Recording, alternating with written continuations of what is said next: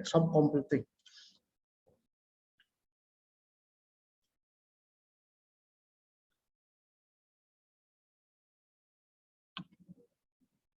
Dunia bergerak dengan aturan yang pasti.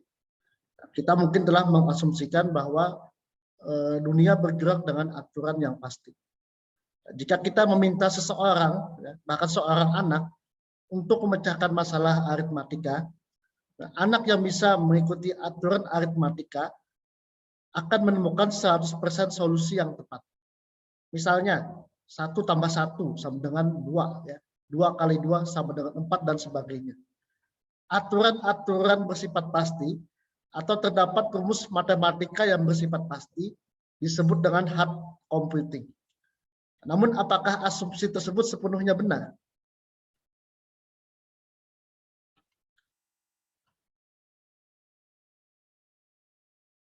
Hard computing. Nah, manusia telah menerapkan hard computing ini termasuk pada kebanyakan program komputer.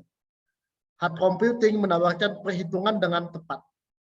Aturan dalam hard computing ketat. Kita diberi prosedur untuk memecahkan masalah. Semua input, output, dan prosedur harus didefinisikan dengan jelas. Nah, karena kita telah menerapkan prosedur untuk mendapatkan output yang diinginkan, gitu ya. Aturan sudah didefinisikan dengan ketat, input begitu tepat. Tentu sangat mungkin untuk mendapatkan jawaban yang tepat tanpa ketidakpastian. Nah, karena tadi semuanya sudah didefinisikan dengan ketat, gitu ya, input yang begitu tepat, makanya hasilnya juga tepat tanpa ketidakpastian. Hasil yang sama akan kita dapatkan, tidak peduli berapa kali kita melakukan percobaan. Di mana kita melakukan percobaan itu, ya dimanapun tempatnya hasilnya tetap sama. Bagaimana kita melakukan percobaan serta siapa yang melakukan percobaan, asal dia mengikuti tadi inputnya yang tepat, aturan yang ketat, maka hasilnya tidak akan berubah kecuali prosedur yang mendasarinya itu dirubah. Ya. Nah, keunggulan dari hard computing itu adalah ketepatannya. Contoh hard computing tadi operasi aritmatika. Setiap kali kita input 1 dan 2, maka kita jumlahkan hasilnya 3, gitu ya. Kita dapat yakin bahwa jawabannya adalah benar tanpa khawatir tentang apapun. Sebagian besar hukum fisika, matematika, ilmu pengetahuan telah dimodelkan menggunakan prinsip-prinsip hard computing. Begitu juga sebagian besar pemrograman yang kita lakukan. Program-program komputer itu menggunakan hard computing. Nah, namun hard computing mempunyai kelemahan, yaitu tadi memerlukan aturan-aturan yang pasti, dan ini nantinya kalau kita memaksakannya untuk memodelkan sesuatu yang tidak pasti, gitu ya, maka bisa menimbulkan kompleksitas. Nah, muncul pertanyaan, gitu ya, apakah permasalahan di kehidupan kita ini selalu pasti? Nah, kalau kita cermati, tidak semua masalah yang kita hadapi dapat dibuat rumusan yang pasti dan eksak. Contoh sederhana misalnya pemilihan buah apel dan buah jeruk berdasarkan kriteria warna.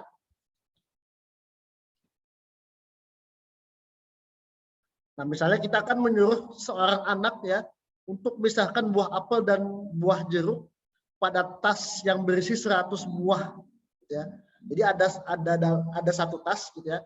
Di dalam tas itu ada 100 buah. 100 buah itu ada yang buah apel dan ada yang buah jeruk. Nah, kita tentukan aturannya berdasarkan warna. Nah, warna merah untuk warna apel misalnya, dan hijau untuk warna jeruk. Namun pada kenyataannya tidak semua apel ya sepenuhnya merah, dan tidak sepenuhnya jeruk sepenuhnya warna hijau. Ada beberapa apel yang merahnya memudar, ya. Ada beberapa jeruk yang berwarna hijau kekuningan. Kita akan mencoba menjelaskan varian warna dari buah tersebut. Bagaimana kalau yang kita analisis itu 100 jenis buah, tidak lagi 2 jenis buah. Nah, tentu kita akan memiliki banyak kesulitan menjelaskan perbedaan antara semua buah-buahan tadi sedemikian rupa, sehingga kita bisa memisahkannya. Jika beberapa buah-buahan tadi tidak cocok dengan kriteria buah apapun, ya, anak mungkin akan bingung ya, terjebak nih. Ini masuk yang mana gitu ya. Buah ini masuk jenis yang mana. Nah, disinilah ketidakpastian terjadi atau di sini juga ketidaktepatan terjadi. Tidak benar-benar merah dan juga tidak benar-benar hijau. Nah, pada kenyataannya gitu ya, bagaimanapun anak dapat dengan mudah memilah buah-buahan di tas tadi gitu ya, berdasarkan pembelajaran dan pengalaman masa lalu. Nah, seorang anak aja sudah bisa melakukan itu gitu ya. Nah, itulah hebatnya manusia. Karena bisa belajar ya, bisa belajar dan mengambil pengalaman dari masa lalu. Dari buah apel ya, merah tidak sepenuhnya merah. Bagaimana kalau apelnya hanya sebagiannya bentuknya, atau kita sering menyebutnya misalnya kebenaran parsial, bentuknya tidak lagi bulat tapi sudah dipotong kayak gini. Nah, bagaimana manusia bisa mengenalinya? Kalau komputer, kalau kita sudah beritahu komputer bentuknya kayak gini, kita berikan kayak gini, dia nggak bisa mengenali, tidak akan kesulitan. Kecuali semua pemodelan bentuk lingkaran ini kita berikan. Nah, tapi nanti ada jalan lain supaya kita tidak perlu menulis aturan yang terlalu ketat gitu ya. Nah, tapi komputer masih bisa mentoleransi ketidakpastian. Nah, nanti kita lihat di slide-slide berikutnya. Nah, begitu juga dengan buah jeruk tadi, ya, misalnya kriterianya warna hijau, tapi tidak semua jeruk juga warnanya hijau yang sama, ya. Ada yang hijau kekuningan, ada yang kena cahaya jadi kayak gini bentuknya, ada juga yang malah menguning, gitu ya. Hijaunya dikit aja nih, banyak warna kuningnya. Nah, di sini ketidakpastian selalu ada, ya, teman-teman.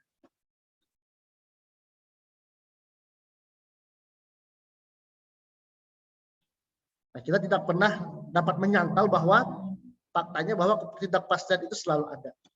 Nah, contohnya diagnosis dokter. Nah, apakah ada rumusan yang jelas dokter itu bisa mendiagnosis suatu penyakit, gitu ya, atau mengklasifikasikan suatu penyakit pada pasien? Nah, apakah resep-resep obat yang dia tulis itu ada rumusnya? Nah, ternyata sebagian besar, gitu ya, dokter itu menggabungkan antara teori-teori kedokteran gitu ya, dengan pengalaman-pengalaman dia dalam menangani berbagai macam penyakit dari pasien, gitu ya. Sehingga dia bisa mendiagnosis mendiagnosis suatu penyakit pada pasien. Ini sebenarnya tidak bisa dimodelkan dengan pasti, gitu ya, mengenai diagnosis dokter ini. Nah, begitu juga tren dari bursa saham tahun depan.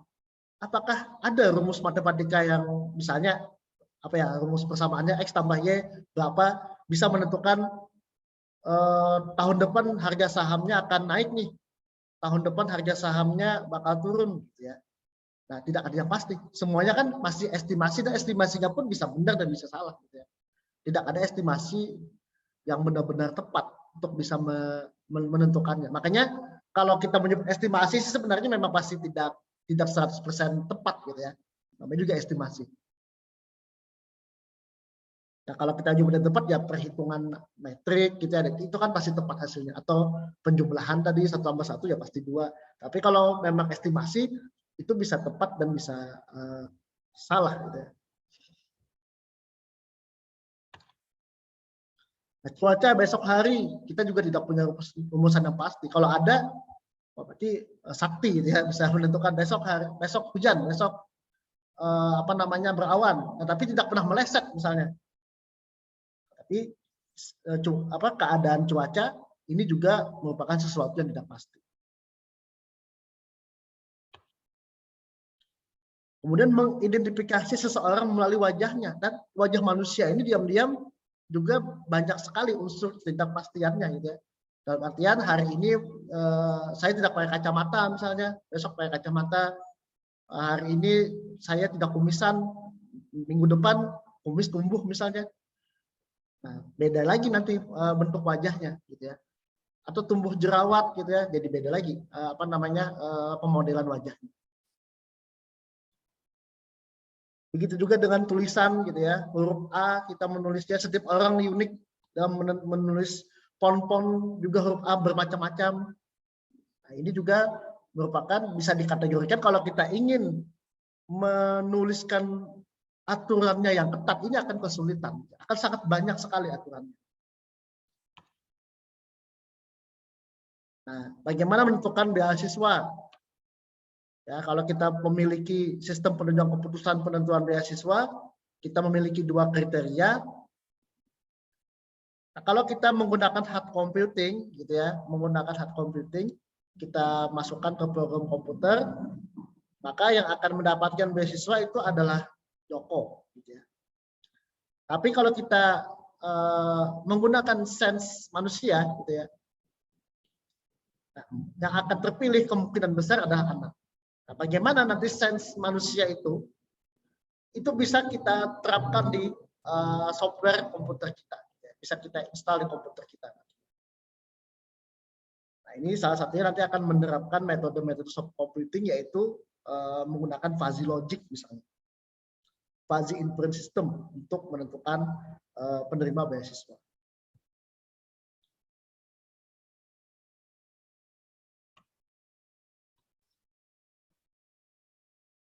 Kompleksitas, gitu ya.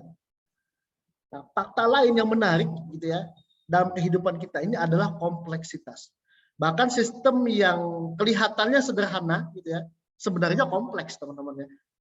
Kalau misalnya kita melihat ingin mendapatkan nilai IPK di sistem akademik, gitu ya, di aplikasi akademik, ya teman-teman tinggal memasukkan NIM dan mengklik tombol, gitu ya, hitung misalnya. Cuma itu yang kita lakukan kan sebagai user, tapi di belakang layar komputer banyak sekali sebenarnya perhitungan-perhitungan yang dia lakukan. Melakukan query di banyak table, gitu ya. Nah, kelihatannya sederhana padahal kompleks. Padahal yang dimodelkan itu masih relatif tidak banyak aturannya, gitu ya. Bagaimana dengan kalau dia ingin menghitung sesuatu yang ketidakpastiannya tinggi, tadi kayak wajah manusia, tulisan, nah itu akan lebih sulit lagi, gitu ya. Akan lebih banyak lagi aturan yang diperlukan.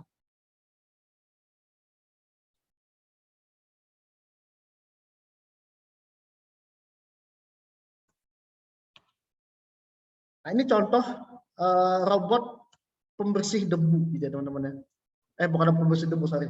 Robot untuk membersihkan lantai. Nah, misalnya kita memiliki robot ini masih menggunakan hard computing misalnya.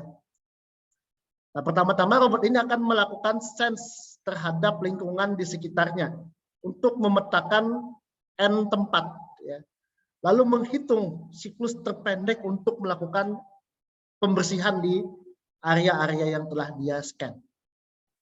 Nah, jika ukuran tempatnya besar, robot akan menghabiskan banyak waktu untuk menghitung jarak terpendek, bahkan bisa seharian ya kalau ruangannya sangat besar. Nah, jadi hari ini dinyalakan, dia melakukan scan, gitu ya. Besok baru bisa dipakai. Nah, lalu penghuni rumah misalnya melakukan pemindahan barang-barang, robotnya harus melakukan lagi scanning ulang kan, sehari lagi misalnya baru bisa digunakan.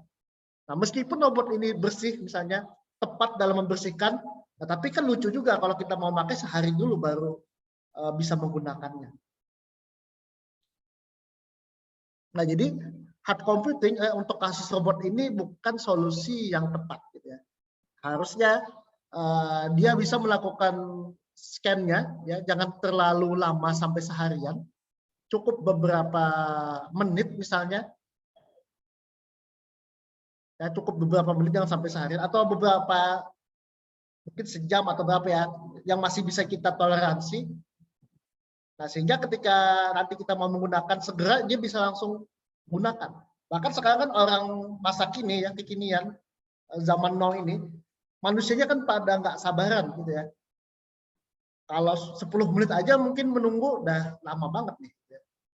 Nah, bagaimana misalnya robot ini dalam waktu hanya beberapa menit, gitu ya, dinyalakan, dia langsung bisa membersihkan. Kalau nanti ada pemindahan perabotan, dia tinggal scanning ulang tapi sebentar aja. Dan bisa digunakan untuk melakukan kebersihan di hari itu juga. Nah, meskipun ketidaktepatannya tidak 100% sama dengan menggunakan hard computing misalnya. Ya, misalnya yang menggunakan hard computing itu dapat 100% atau 99%, yang menggunakan soft computing dapat 88%, tapi bisa digunakan saat itu juga gitu ya. Nah, itu lebih baik yang 88% itu tapi bisa digunakan saat ini juga.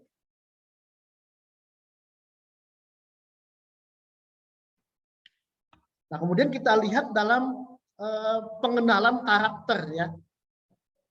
Karakter angka, karakter huruf itu variasinya banyak banget.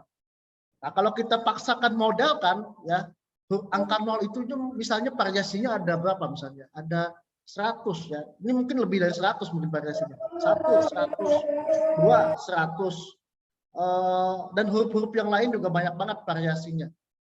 Nah, jadi ketika teman-teman menggunakan pen, misalnya menulis di smartphone atau di tablet, huruf A misalnya, karena menggunakan hard computing tadi, gitu ya, komputasinya berat, malah nggak ini apa menulis huruf A itu dikenalinya 10 menit bisa baru dikenalinya. Kalian mau menulis apa, misalnya apa, membutuhkan 30 menit kan lucu juga ya, meskipun tepat misalnya. Nah, jadi hard computing meskipun tadi akurasinya sangat tinggi ya, mendekati 100%, nah tapi tidak bisa kita gunakan juga untuk mendukung kebutuhan kita. Nah, oleh karena itu untuk keperluan pengenalan karakter ini sendiri pun lebih tepat kalau kita nanti menggunakan solusi yang bisa menangani ketidakpastian meskipun hasil yang didapatkan tidak mutlak 100%. Itu juga dengan wajah manusia, gitu ya, ekspresinya, kemudian nanti apakah dia berkumis, gitu ya, variasi-variasi wajah begitu banyak nih. Nah, kalau kita menggunakan hard computing, semua pemodelan wajah, satu wajah kita modelkan dengan 20 gambar, ya. Karyawannya ada 1000 orang misalnya, nah itu sudah berapa banyak tuh gambar yang akan diekstrak pengetahuannya ya, yang akan diekstrak datanya menjadi pengetahuan supaya bisa dikenali oleh komputer. Nah, meskipun hasilnya akurat banget gitu ya, tapi ketika mau menggunakan 10 menit satu orang, ya nggak bisa gitu ya, sulit nantinya. Harapan kita kan supaya bisa langsung on the fly gitu ya, kita pakai beberapa menit langsung bisa digunakan. Kayak di smartphone kita gitu ya, kalian motret-motret kan dia langsung pindai ya, langsung mengenali itu wajah ditandai dengan tanda persegi panjang ya nggak di wajah kita. Nah itu kan cuma nggak sampai 1 detik mungkin ya, beberapa milidetik aja. Nah dengan menggunakan soft computing harapannya itu bisa tercapai ya, kita kecepatannya tercapai, performance-nya tercapai, akurasinya juga masih bisa kita terima meskipun tidak 100%. Nah, di sini kompleksitas itu membuat sistem menjadi lambat dan boros ruang penyimpanan ya teman-teman.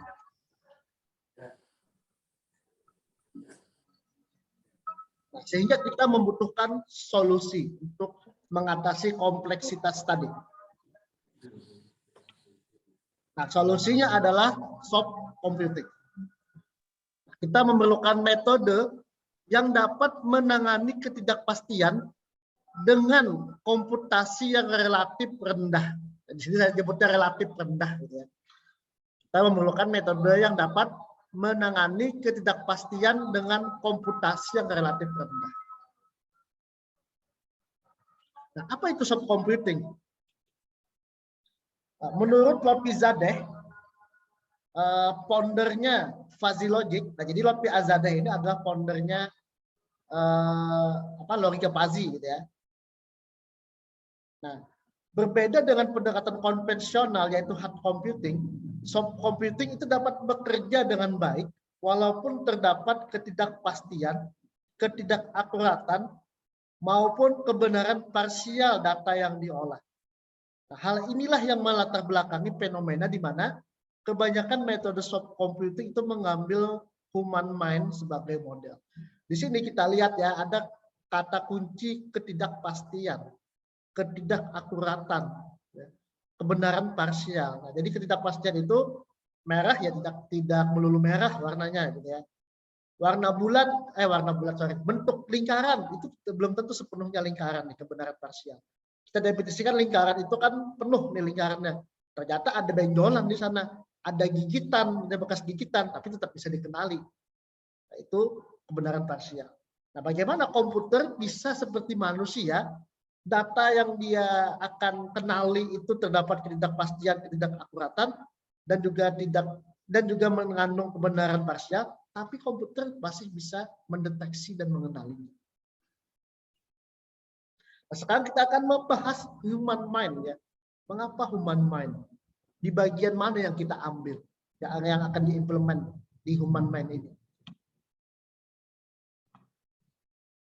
Nah, yang pertama adalah manusia memiliki kemampuan belajar. Nah, jadi manusia itu memiliki jaringan saraf, gitu ya, memiliki jaringan saraf, memiliki sistem otak kita, gitu ya. Otak dan jaringan saraf manusia itu sangat kompleks. Nah, bisa belajar juga karena memiliki tadi otak dan sistem saraf. Nah, sehingga manusia dapat belajar dari pengalaman masa lalu, dapat mengupdate pengetahuannya, gitu ya. Belajarnya bisa secara langsung maupun tidak langsung. Ya, dengan pengetahuan yang sudah dia dapatkan itu dia bisa memecahkan berbagai macam masalah. Nah, ide ini gitu ya, jaringan saraf manusia ini, ide ini nanti akan diimplement oleh jaringan saraf tiruan atau artificial neural network. Jadi salah satu subcomputing yaitu ANN, artificial neural network, yang mengimplement cara manusia berpikir gitu ya. Bagaimana cara kerja jaringan saraf manusia itu adalah artificial neural network.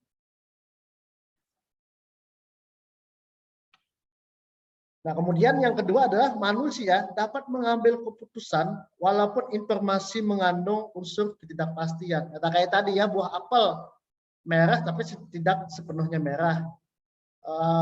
Kemudian bentuk bangun, bentuknya lingkaran tapi ada gigitan. Atau bentuk dia tidak sepenuhnya lingkaran tetap bisa dia kenali. Atau informasi-informasi seperti apa ya, kayak kata-kata gitu ya, rendah, sedang, tinggi gitu ya. Nah, manusia bisa paham walaupun menyebutnya rendah, tidak ada kan di sana misalnya angka yang spesifik, tapi manusia bisa paham. Hari ini suhunya dingin, nah, manusia paham maksudnya manusia dingin, apa suhunya dingin itu kayak gimana. Nah, tapi kalau komputer hari ini suhunya dingin. Nah, kalau komputernya belum ditanami soft computing di sana gitu ya, dia akan ini apa nih maksudnya suhunya dingin. Nah, bisa paham gimana? Kalau kita tulis suhu hari ini 10 derajat Celcius, nah itu komputer baru paham. Tapi kalau suhu hari ini dingin, nggak ngerti komputer gitu ya. Kalau suhu hari ini 10 derajat Celcius, baru dia ngerti komputer.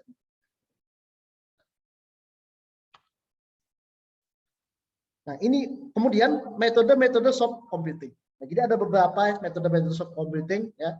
Pada dasarnya terdiri dari 3 bagian atau 3 disiplin ilmu gitu ya. Yang pertama adalah fuzzy logic, artificial neural network, sama probabilistic reasoning.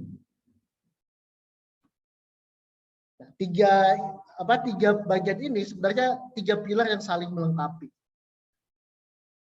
Jadi misalnya fuzzy logic itu bisa berdiri sendiri ya, misalnya menggunakan metode FISH, ada metode Tsukamoto, Mamdani, Sugeno gitu ya. Nah, kemudian bisa juga kita hybrid atau kita integrasikan dengan metode soft computing yang lain, misalnya menggunakan artificial neural network backpropagation. Fuzzy inference system digabungkan dengan backpropagation misalnya. Nah, nanti ada namanya metode UNFISH, artificial neural fuzzy inference system. Nanti ada metodenya UNFISH. Itu penggabungan antara logika fuzzy dengan jaringan saraf tiruan atau artificial neural network. Atau bisa juga menggabungkan antara jaringan saraf tiruan dengan algoritma genetika. Nah, algoritma genetika itu masuk yang probabilistic reasoning. Ya. Nah, itu bisa juga digabungkan atau berdiri sendiri-sendiri. Nah, jadi untuk memecahkan masalah yang lebih kompleks, biasanya ketiga metode ini akan dipadu padankan supaya menghasilkan hasil yang lebih tepat gitu ya, yang bisa lebih apa namanya yang akurasinya bisa tinggi, yang akurasinya bisa lebih tinggi.